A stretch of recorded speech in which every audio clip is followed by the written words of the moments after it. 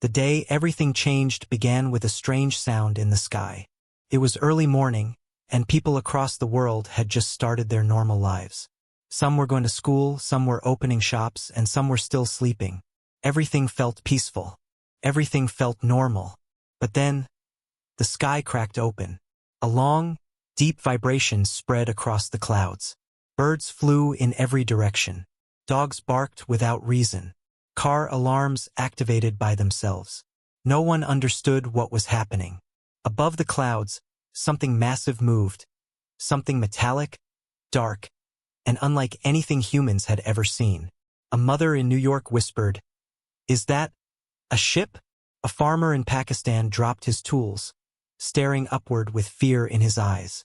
A pilot flying over Europe called air control, shouting, "We have objects entering the atmosphere. I repeat, objects entering." And then his signal died. All across Earth, communications started to fail one by one. Televisions flickered. Radios crackled. Phone signals vanished. The world fell into silence. But Earth was not the only place watching. Far away, in a distant star system, the Galactic Council gathered inside a grand circular chamber made of glowing silver metal. They were not human. They were tall, powerful, ancient beings, leaders of many advanced worlds. They had always watched Earth from a distance, studying humans like scientists study a strange new creature. They knew humans were young, emotional, unpredictable, but they never thought they were important. Until today. On the center screen of the council chamber appeared a live view of Earth, showing thousands of alien ships entering the planet's atmosphere. The ships were large, rough, and designed for war. They were not peaceful. They were not curious. They were invaders. The council had feared this moment for years, but no one spoke at first. They simply stared, frozen in shock, as the entire planet began to fall under the shadow of an alien fleet. A council member with dark bronze skin finally broke the silence. "This is impossible. The Varkon Empire was destroyed centuries ago." Another member, a tall figure with glowing blue eyes, stood and replied, "Clearly they survived. And now, they want Earth." No one understood why. Earth was not the strongest planet. Earth was not rich in resources. Earth was not home to powerful warriors. But Earth had something else, something the Council had never been able to measure. Something dangerous. Yet, for centuries, the Council believed humans were too weak, too emotional, too young to stand against any advanced species. They expected humans to panic, surrender, and collapse within minutes. But what they saw next made them lean forward in disbelief. Earth fought back. The first human response came not from a government, not from a military base, but from a group of scientists in a small underground lab. They quickly sent a warning message to every major city, activating old defense systems that many had forgotten existed. Sirens rang. Defense satellites shifted their positions. Jets rose from runways without waiting for orders. The Galactic Council members exchanged confused looks. "Humans reacting this fast?" one whispered. "It should take them hours, not seconds." But humans were doing something the Council had never seen before. They were not screaming. They were not running. They were not surrendering. They were preparing to fight. Meanwhile, on Earth, chaos spread through the streets. The alien ships hovered low, glowing with lines of red energy. Their engines roared like thunder. People hid inside their homes, watching from windows as beams of light shot down, damaging roads and breaking buildings. Some humans cried. Some prayed. Some held their loved ones close. But many others felt something else rising inside them. Something powerful, something fierce. Courage. A young soldier named Aiden stood inside a military bunker, staring at a large holographic map. His hands shook, but his eyes stayed focused. "If we don't stop them here," he said to his team, "then we lose everything." His commander nodded. "Then we fight." Across the world, leaders connected through emergency channels. For the first time in history, every country united under one goal: defend Earth.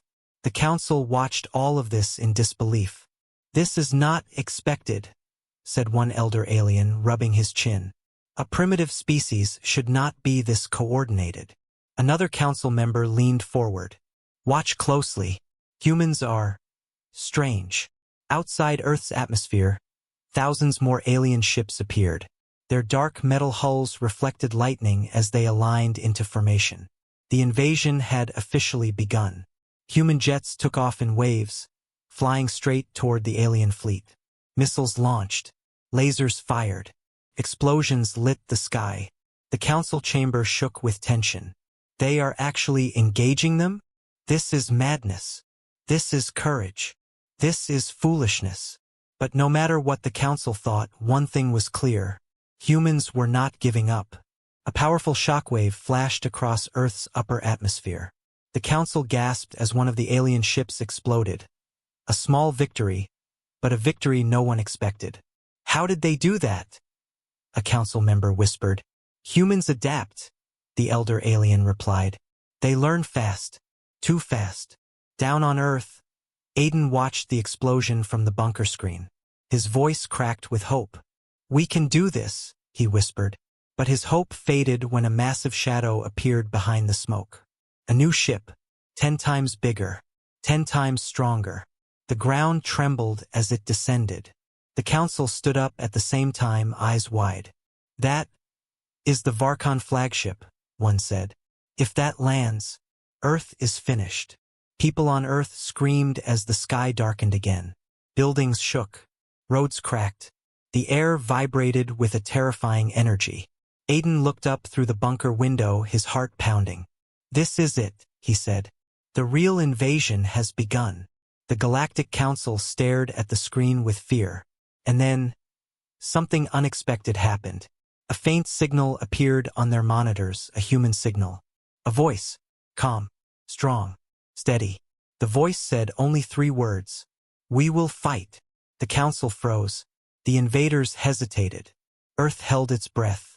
The giant Varkon flagship opened its lower gates, and a heavy, rumbling sound rolled across the sky like thunder.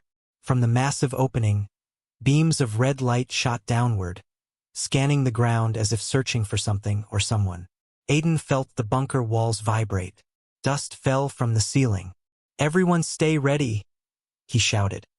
But even he didn't believe his own voice completely. No human had ever seen a ship this size. No human had ever faced an enemy this strong. Above Earth, the Galactic Council watched in complete silence. Their glowing screens showed every detail. The dark metal plates of the ship, the glowing symbols along its hull, and the armies of Varkon soldiers preparing to descend. A council member with silver skin whispered, If the Varkon Empire has returned, no species can stand against them.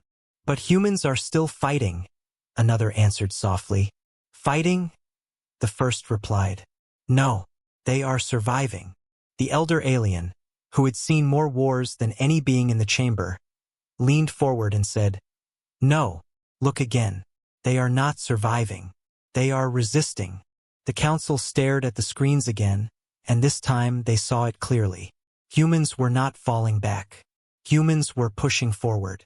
Across Earth, small groups of soldiers rushed toward vantage points. Engineers worked fast to repair damaged weapons. Civilians formed rescue teams. Firefighters ran toward burning buildings instead of away from them. Human bravery confused the council. This species is too young for such discipline, one said. They lack advanced technology, another added. And yet, the elder spoke again. They stand.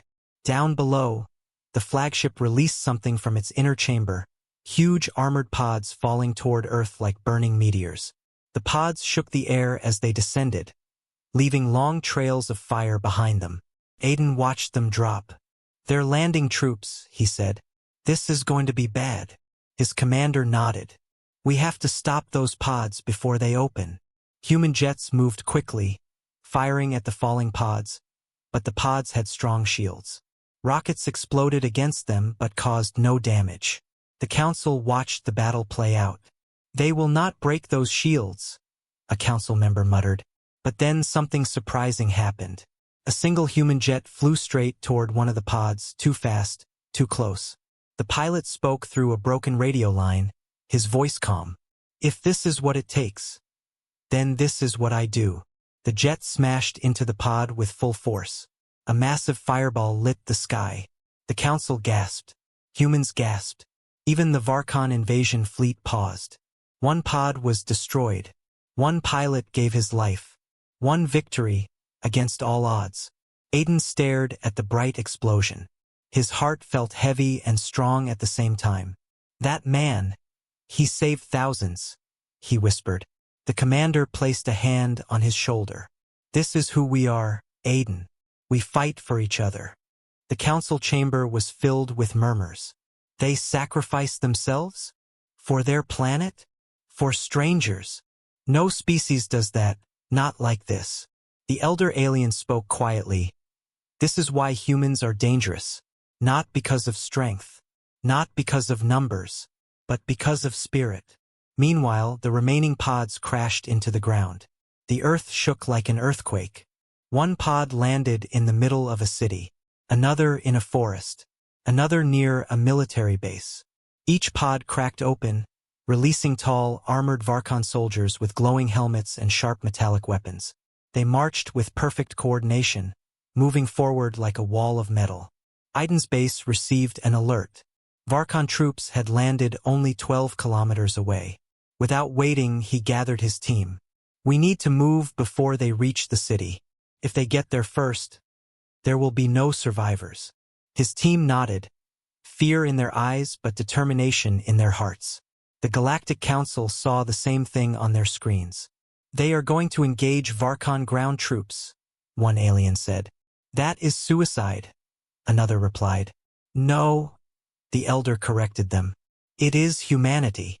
As Aiden and his team moved across broken roads and burning buildings, they saw what the invasion had already done. Cars were flipped. Walls were cracked. Fires burned in every direction. The air smelled like smoke and metal. But amidst the destruction, humans helped each other. Soldiers pulled civilians from rubble. Doctors treated the injured. A small boy ran out from behind a damaged shop, crying for help, and Aiden quickly picked him up. Where are your parents? Aiden asked. The boy pointed toward a collapsed building. Without thinking twice, Aiden signaled his team, and they rushed to rescue anyone trapped. The council watched this too. One human child, a council member said quietly, and yet he risks his entire mission to save him. That is inefficient, another muttered. No, the elder replied again. That is loyalty. Back at the invasion site, the Varkon soldiers began to advance, firing beams of red energy from their weapons. Buildings exploded behind them. Trees disintegrated. The ground melted where they walked. Aiden's team finally reached a hill overlooking the Varkon troops. Their weapons seemed too small, their numbers too few, and their technology too old. But Aiden raised his hand. We hold them here. If they pass this hill, the entire city will fall. His team took positions. The air became silent, as if the world itself waited. Then Aiden shouted, "Fire!" Human bullets and missiles flew downward. The Varkon shields flashed, absorbing most of the hits, but some shots broke through, striking vital spots. A few Varkon soldiers fell. Aiden's team cheered for a moment, before a massive energy blast shot back at them. The hill exploded. Aiden was thrown backward, his ears ringing, his vision blurry. The council leaned closer to their screens. The humans are being pushed back, one said. They cannot hold the line, another added. But the elder raised his hand.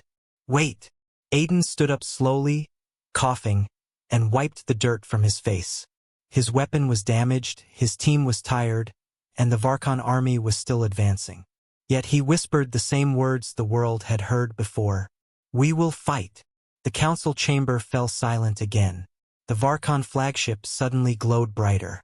And a new, unknown signal appeared on Earth's radar. Something neither humans nor the Galactic Council had ever seen before. The new, unknown signal spread across every human radar and every Galactic Council screen. It appeared first as a small blinking dot, then as a wave of light moving fast toward Earth. No one knew what it was. Not humans. Not the Council. Not even the Varkon invaders. Aiden looked up at the sky, confused. His ears still rang from the explosion, but he could hear a strange humming sound growing louder, like a distant engine. He turned toward his commander. "Is that ours?" The commander shook his head slowly. "No, we don't have anything like that." The Varkon soldiers stopped marching. Their glowing helmets tilted upward. They knew every type of signal in the galaxy, but this one was new even for them. Inside the Galactic Council chamber, alarms began to ring. A council member slammed his hand on the table. "What is this? Another enemy? Another invasion?" "No," another said, staring at the data streaming across the screen. This is human." The elder alien narrowed his eyes. "Impossible. Humans do not have technology that emits this kind of signal." But the readings were clear. Whatever was coming was created on Earth. The mysterious object broke through the clouds, leaving a bright streak across the sky. Aiden stared upward in shock as a small aircraft, sleek, silver, and unknown, raced toward the Varkon troops with incredible speed. "That's not any human jet I know," one soldier whispered. "It's moving too fast," Aiden said. "And look at the trails. They're blue. We don't have blue engine tech." The aircraft dived downward, spinning gracefully like a hunting bird. It fired 3 sharp beams of blue energy that sliced through the air and struck the ground near the Varkon troops. A massive explosion followed. But this explosion was different. It didn't come from fire or heat. It came from light. Pure blue light. The Varkon soldiers were thrown backward. Their armor cracked. Their shields flickered. The council chamber erupted with shock. "This is human technology?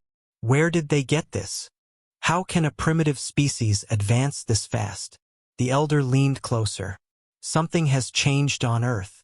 Meanwhile, Aiden and his team watched from the hill, eyes wide. "Whoever is flying that thing," Aiden whispered, "they just saved our lives." The aircraft flew in a wide arc, then landed behind a damaged building. Aiden didn't waste time. "Come on," he told his team. "We need to find out who or what that is." They rushed through the broken streets, avoiding debris and fires. When they reached the landing spot, they saw the sleek silver aircraft up close. It was small, about the size of a fighter jet, but shaped differently. Smooth curves, glowing blue panels, and symbols that no one recognized. The side door opened. A figure stepped out. Aiden raised his weapon, unsure if this was friend or foe. The figure lifted both hands slowly. "Don't shoot," the stranger said in calm, steady English. "I'm human, just like you." Aiden's eyes widened. The stranger looked human but different. His suit glowed faintly, almost like armor made of energy. His face was calm, his eyes bright. "Who are you?" Aiden asked. "My name is Elian," the stranger replied. "And I'm here because Earth has something the galaxy is afraid of." Aiden frowned. "Afraid of? What are you talking about?" Elian stepped closer. "Humans evolve faster than any species, and someone has been studying us for a long time." Before Aiden could ask more, the ground shook violently. The Varkon soldiers were regrouping. Their commander, a massive armored figure with red glowing lines across his suit, stepped out of the smoke. Elian looked toward the enemy. "We don't have time. You need to fall back." But Aiden shook his head. "No, we're fighting." Elian sighed. "Exactly why I came." He tapped a small device on his suit. Blue energy spread across the ground like ripples. Aiden's broken weapon suddenly rebooted, glowing brighter than before. "What did you do?"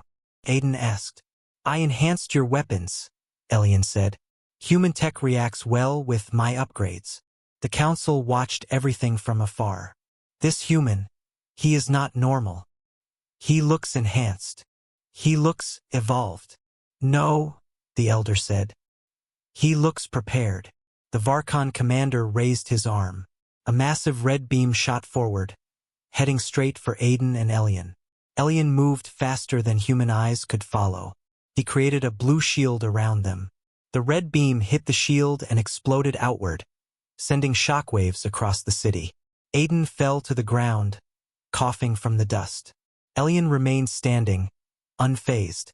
Their commander is stronger than the others, Elian said. If he reaches the heart of the city, thousands will die. Aiden stood up again, gripping his enhanced weapon. Then we stop him. Elian nodded once. Together, the two rushed forward. Aiden fired at the Varkon soldiers with his upgraded weapon. Each shot sent powerful bursts of energy, breaking through the enemy armor. Elian moved like lightning, jumping, sliding, and firing his own blue blasts with precision. The council fell silent as they watched the battle. This should be impossible, one said. Humans cannot fight Varkon commanders. This Elian, he is something new. The elder nodded. And the Varkon commander knows it. On the battlefield, the commander turned toward Elian and Aiden. His deep mechanical voice echoed. So, the experiment finally appears. Aiden froze. Experiment? What is he talking about? Elian didn't answer. He simply stepped forward. Your empire should have stayed dead. Earth is not yours. The Varkon commander charged. The impact shook the entire street. Elian was thrown backward. Aiden barely dodged a strike that shattered the road in half. The commander raised his massive arm again, ready to crush Aiden completely. Aiden closed his eyes. He had no time to escape. But before the blow landed, a bright blue explosion burst between them. Elian stood again, wounds glowing with faint blue light. His eyes burned like fire. You will not harm them, Elian said. Aiden stared in shock. Elian, what are you? Elian didn't break eye contact with the Varkon commander. I am human, he said. But not the kind you know. The commander stepped forward slowly, preparing another attack. The council leaned in. Aiden tightened his grip. Elian activated the energy on his suit. The air vibrated. The ground cracked. And then, the Varkon flagship above them began charging its main cannon. Aiden looked up in fear. If that fires, we'll all die. Elian stared upward, eyes narrowing. The next morning, Earth did not wake up calmly. Skies were not blue. The sun was not shining. Instead, a silent shadow covered the entire world. Every city, every ocean, every mountain, everything lay under a dark shape. People stepped out of their homes and looked up with wide eyes. It was not smoke. It was not a storm. It was a massive alien fleet floating directly above the atmosphere, so huge that it blocked daylight. But these ships were not like the ones that attacked earlier. These ones were older, stronger, more dangerous. They carried symbols carved in burning red lines, symbols that looked like they were alive. No one on Earth recognized them, but the Galactic Council did, and that was why, far across the galaxy, the Council stood frozen in pure fear. The Council's panic. In the Council Hall, alarms screamed across the giant chamber. Red lights flashed. Holograms overloaded with warnings. Counselor Vereen shouted, "This cannot be real. Those ships were destroyed centuries ago." Another counselor whispered, trembling, "We sealed them away. We swore they would never return." The council members did not panic like this usually. They never panicked. But now, every one of them looked like death itself had returned. The humans on Earth had no idea what those symbols meant. But the council knew the truth. These were the reclaimed ones, ancient destroyers, a race that once tried to erase every form of life, a force even the council could not defeat in the past. The reclaimed ones had vanished thousands of years ago. Everyone believed they were extinct. But now, they were here, and they had chosen Earth. Earth's confusion. On Earth, military radars went crazy. Civilians screamed as they recorded videos. News channels went live. Some people ran to shelters. Some froze in the streets. Some simply prayed. Yet something strange happened. The ships did not attack. Not even one. They simply hovered, silently, as if waiting. Mark, standing on the roof of the human defense tower, whispered, "Why are they not firing? What do they want?" Commander Rhea looked through her binoculars. Her voice cracked. "They are not here to destroy us. They are here to judge us." Mark turned to her, confused. "Judge us for what?" She lowered her binoculars slowly. For something we don't even know we did. The message. Suddenly, all human technology shut down. Phones, cars, power grids, satellites. Everything died. But then one single signal turned on. A symbol burned across every screen in the world. The same red symbol from the alien ships. Then a voice echoed. Not from speakers. Not from radios. It echoed inside every mind. We have returned. We seek the lost one.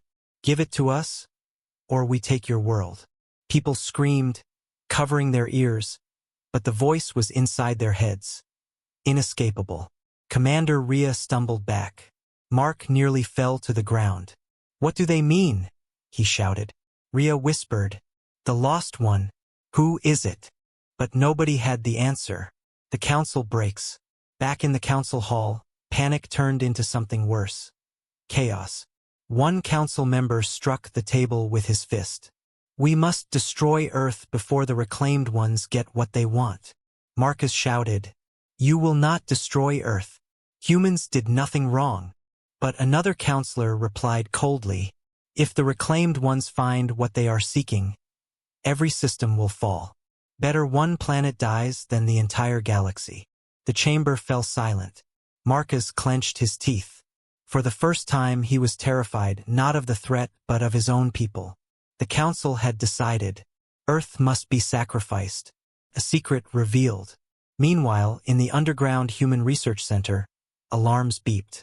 Dr. Lin, a young scientist, stared at the glowing artifact they found years ago. A strange cube of unknown metal, covered with the same red symbols from the alien ships. Her voice shook. This artifact, it's reacting. It's waking up. The cube hovered in the air, spinning slowly, humming with deep energy. Mark and Rhea rushed into the room. Rhea pointed. You think this is what they want? Dr. Lin nodded. This is the lost one. But we always thought it was just an ancient object, not something alive. Suddenly, the cube stopped spinning. A bright beam shot out and displayed a hologram, not of an alien creature, but of a human figure. Mark stepped closer. Is that a human? He whispered. Dr. Lin nodded slowly. It looks like a human, but it's not. This being was created thousands of years before humans even existed. Rhea's eyes widened. A human-like being, older than the galaxy? Dr. Lin replied, yes, and the reclaimed ones want it back. The choice. The cube pulsed, sending waves of red energy across the lab. Mark felt it. A voice, a whisper, calling him. Rhea shook him. Mark, what's happening? Mark blinked, sweating. It's speaking to me. The cube glowed brighter. And then the voice filled the room. You are the chosen bearer. Protect us, or everything ends. The lab exploded with light. When the light faded, Mark was standing in the center, alive, but the cube had vanished. Dr. Lin gasped. Mark, it bonded with you. Rhea's voice cracked with fear. That means the reclaimed ones will come for him. Earth trembles. Above the planet, the giant alien ships shifted. Their weapons powered up. Their targeting systems locked onto Earth. They had sensed the cube's activation. And now, they knew exactly where their target was. A message echoed again inside every mind. The bearer has awakened. We are coming. Mark felt his heartbeat freeze. The world shook. The sky cracked with red lightning. The council prepared to destroy Earth. The reclaimed ones prepared to invade. Earth stood at the edge of death. The words kept repeating in Chancellor Varen's mind. We need to see this human. Felt wrong. Felt dangerous. But deep inside, Varen also knew. They had no choice. Earth was changing the rules. The council had never faced a species like humans before. And Jake Turner, he was now at the center of everything. Varen stood inside the council chamber, watching dozens of alien leaders gather. Every species was represented. Tall beings with crystal skin, reptilian commanders wearing metal plates, shadow-like creatures that whispered instead of speaking. But tonight they all looked afraid. A hologram of Earth glowed in the center of the room, pulsing like a heartbeat. Next to it floated the image of the invaders, the Viraki. The showing repeated again and again. The moment the first Viraki ship burned in Earth's atmosphere, the chamber was silent. No one wanted to be the first to speak. Finally, a deep voice broke the silence. Chancellor Varen, is it true? It was Lord Srax, a massive creature with armored skin like a living tank. Did Earth destroy one of the Viraki battleships with only ground weapons? Varen nodded slowly. Yes. And they did it within minutes. Gasps filled the room. A crystalline alien stepped forward, her body glowing faintly. But humans should not have this power. They are too young. They are too new. How did they do it? Varen looked at the hologram of Jake Turner, the same human soldier he had seen in the footage. I believe, Varen said carefully, that humans are evolving faster than any species we have recorded. Their bodies adapt. Their minds adapt. Their technology grows even under pressure. And they refuse to surrender. Some counselors whispered nervously. Others looked silently toward the hologram of the Viraki invasion. Because everyone knew what the Viraki armies did to planets that resisted. They destroyed them. Completely. Entire civilizations erased in days. If Earth was resisting, the Viraki would not stop. They would return stronger.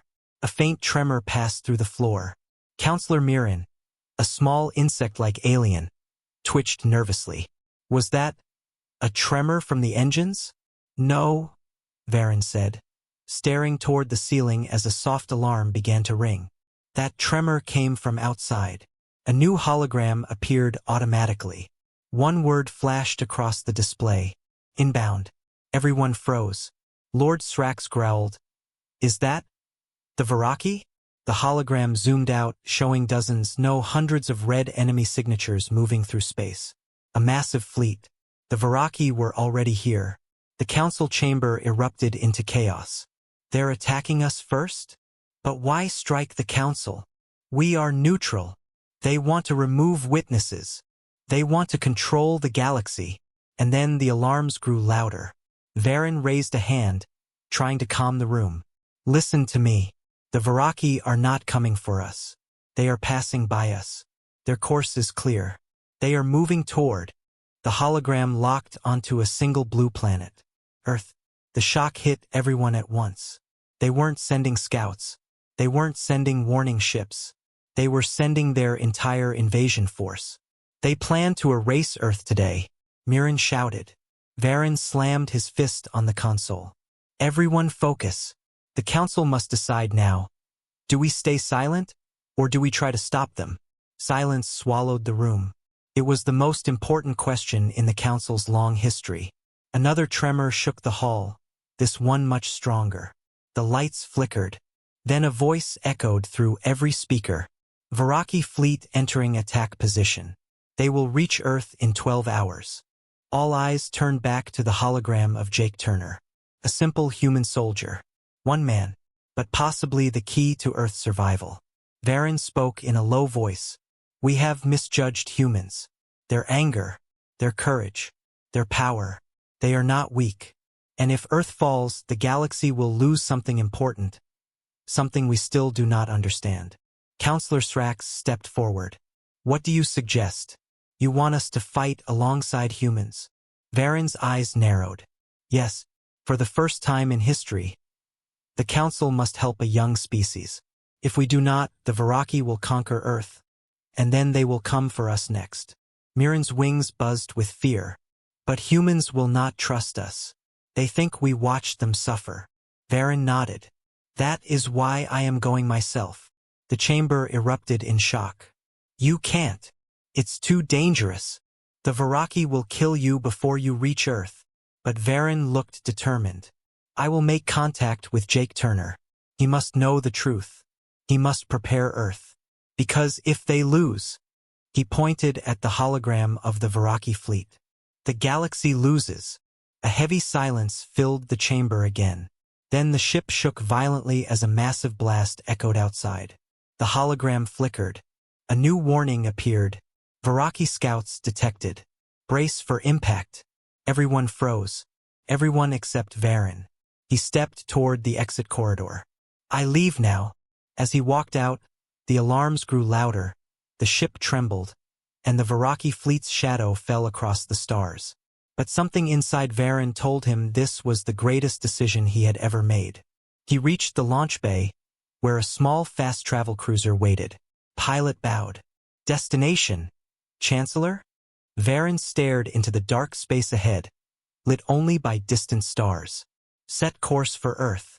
The engines roared. The cruiser shot into the void. And the last thing Varen whispered before the jump was, Jake Turner, I hope you are ready. The real war starts now. The real war starts now. Those words echoed in Chancellor Varen's mind as his small cruiser sped through the silent dark of space.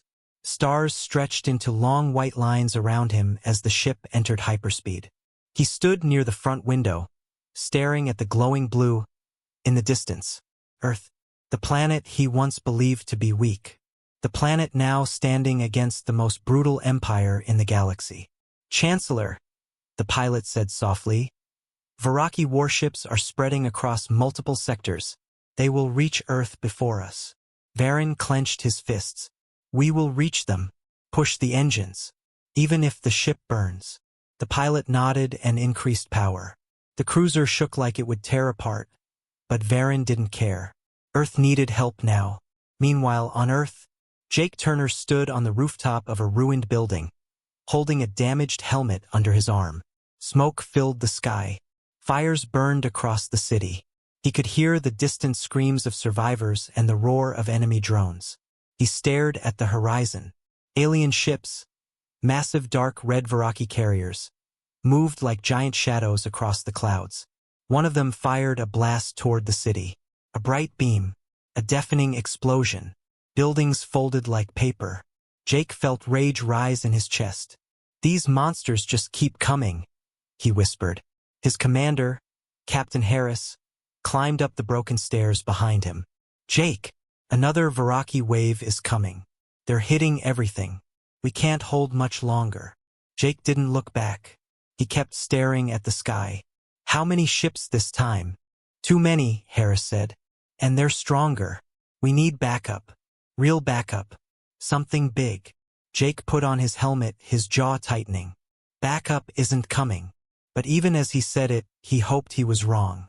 Because if humans fought alone, Earth wouldn't survive.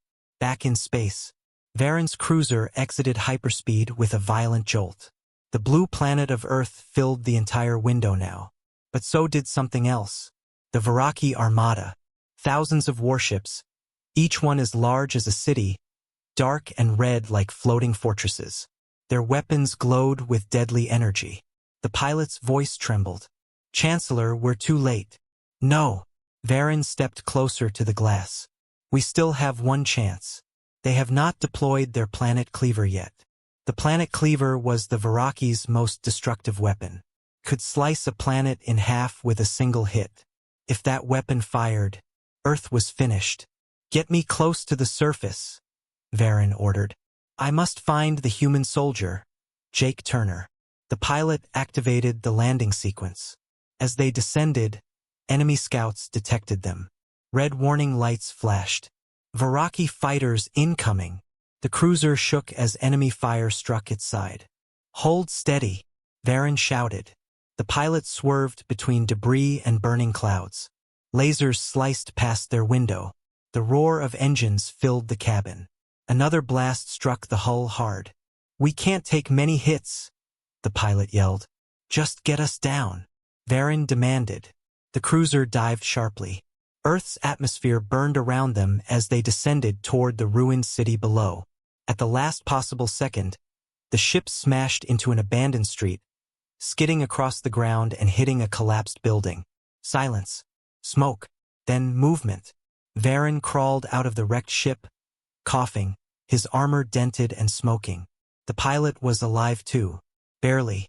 Chancellor, you made it, he whispered. Varen nodded, helping him out. We need to find the humans. Quickly. But before they could move, a shadow appeared through the smoke. A human soldier raised his rifle, shouting, Freeze! Varen slowly raised his hands. I am not your enemy. Then who are you? The soldier demanded. Varen took a step forward. I am Chancellor Varen, from the Galactic Council. The soldier's eyes widened. The Council? You're the ones who watched us die. Before Varen could answer, another voice echoed across the ruined street. Stand down, soldier. The smoke cleared. Jake Turner stepped forward.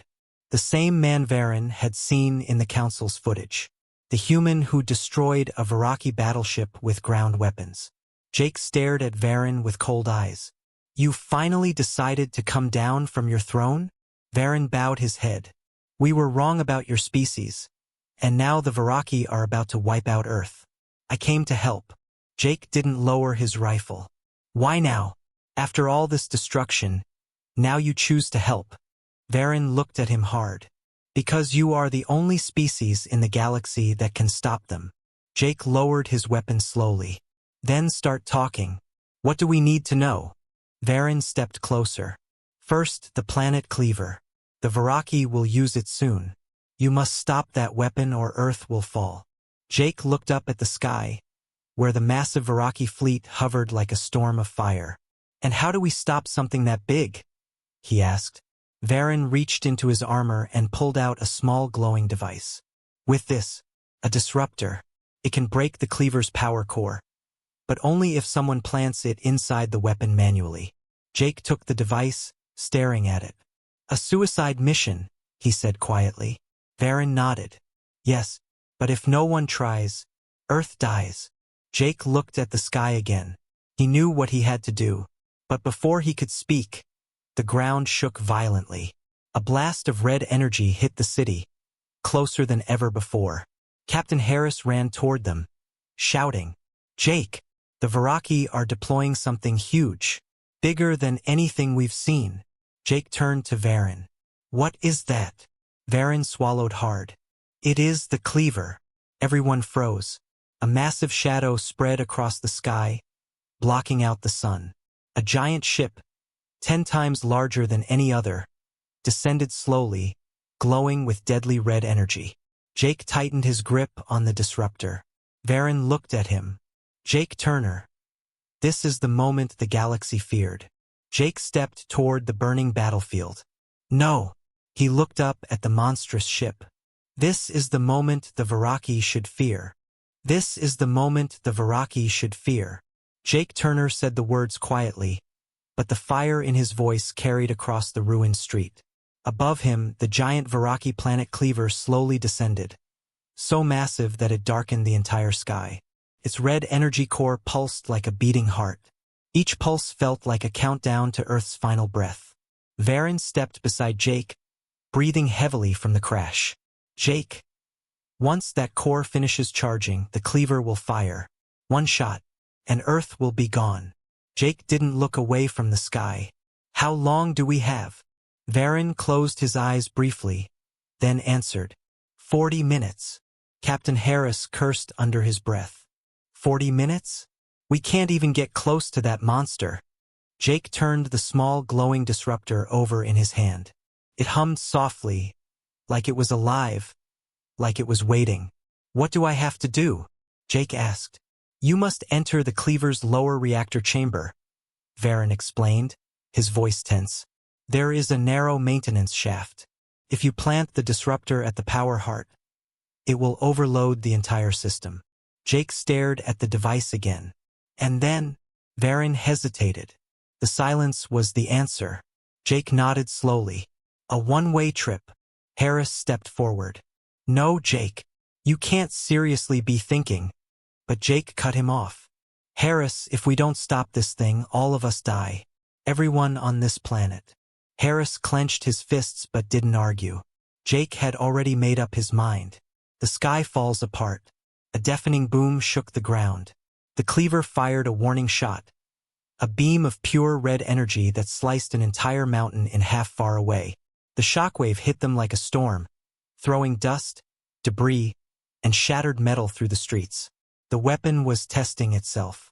Varen's eyes widened. They are calibrating the core. That means the final shot is coming soon. We must move. Jake put his helmet on. Then let's get to a launch point. Launch point? Harris asked.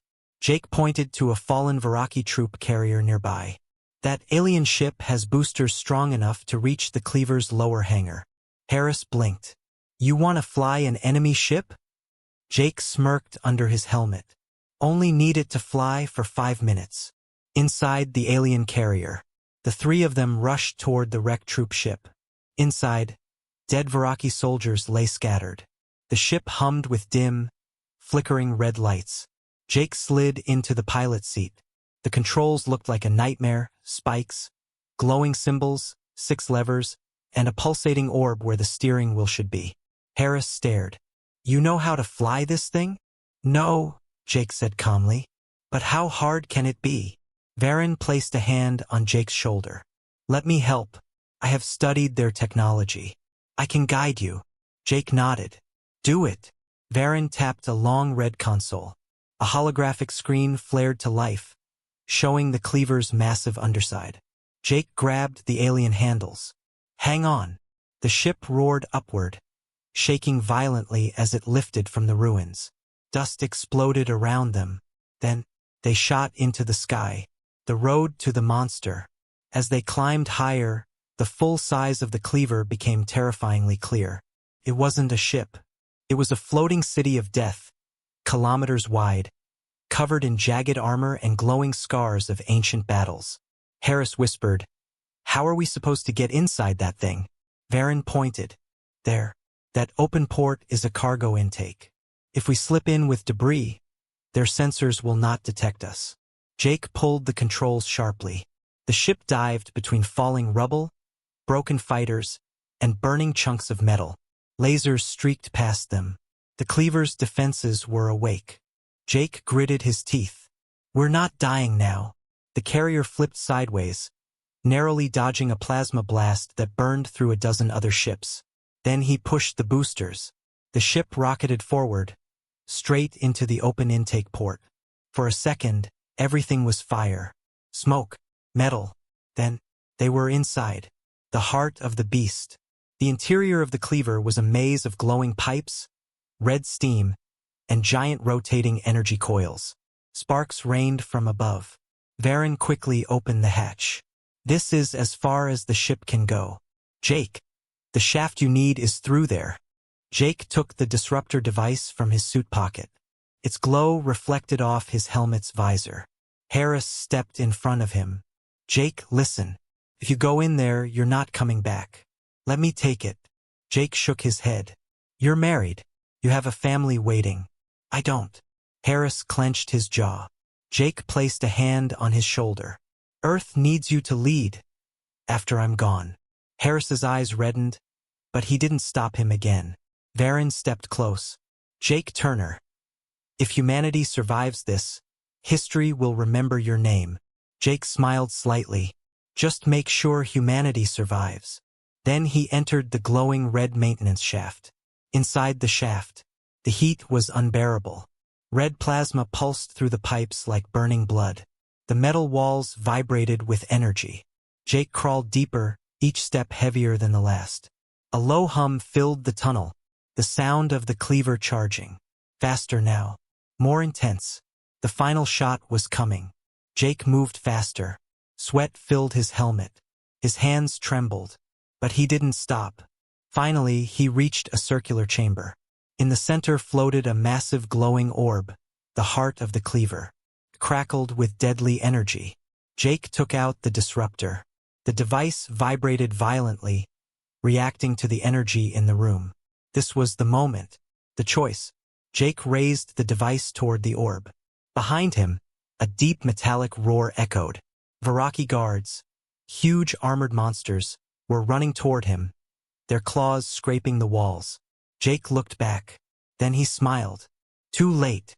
He slammed the disruptor into the power heart. The entire chamber exploded with blinding white light. The Cleaver screamed. Energy crackled across its surface. Outside in the sky, the giant ship flickered, its red glow collapsing into darkness. Harris and Varen watched from the crashed carrier. Harris whispered, horrified, Jake! Varen bowed his head. He has done it. But then, The cleaver began to rumble again. Energy surged across its massive frame. Harris shouted, "Wait! Why is it powering back up?" Varen's eyes widened in shock. The disruptor is working, but the cleaver is trying to compensate. If it stabilizes, it will explode with 10 times the power. Harris looked at him, terrified. "What does that mean?" Varen answered slowly. "It means Earth may still die. It means Earth may still die." Varen's words hung in the air like a death sentence. Harris stared up at the massive Veraki cleaver in shock. The giant ship crackled with unstable red lightning, its surface shaking violently. The disruptor had worked, but not fast enough, not strong enough. The cleaver was trying to stabilize itself by draining more energy from its backup cores. If it succeeded, even for 1 second, it would unleash a blast powerful enough to crack Earth open like glass.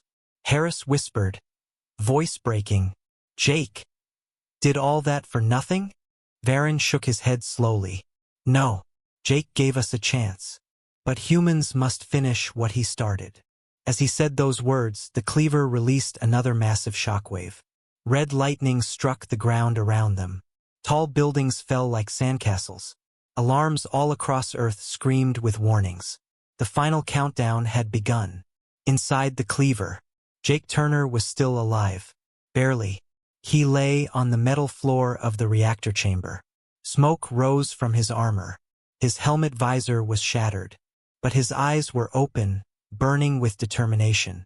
Every muscle in his body hurt. Every breath felt like fire. But he pushed himself to his feet. The reactor heart flickered violently, blinking between red and white. The disruptor he installed was glowing so bright it hurt to look at. Jake coughed, choking on smoke. "It's not enough," he wheezed. He looked at the reactor one more time. Somewhere deep in the ship, Veraki guards roared, running toward him again. Jake laughed weakly. "All right, one more round." On the ground, a new plan. Harris paced anxiously as the cleaver shook the sky. "Varen, tell me there's something we can do." Varen stared at the giant ship, thinking fast. "The disruptor destabilized the primary core," he said. "But the cleaver has 3 emergency cores. If all 3 overload at the same time, the entire ship will collapse inward." Harris frowned.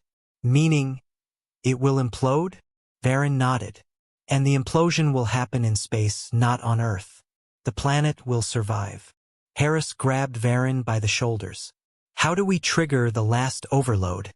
Varen's expression hardened. "We need to hit each emergency core with a focused blast from the ground." Harris blinked. "We don't have weapons that strong." But Varen pointed toward a fallen Veraki artillery turret. "They do." Harris's eyes widened. "Can we use it?" Varen nodded.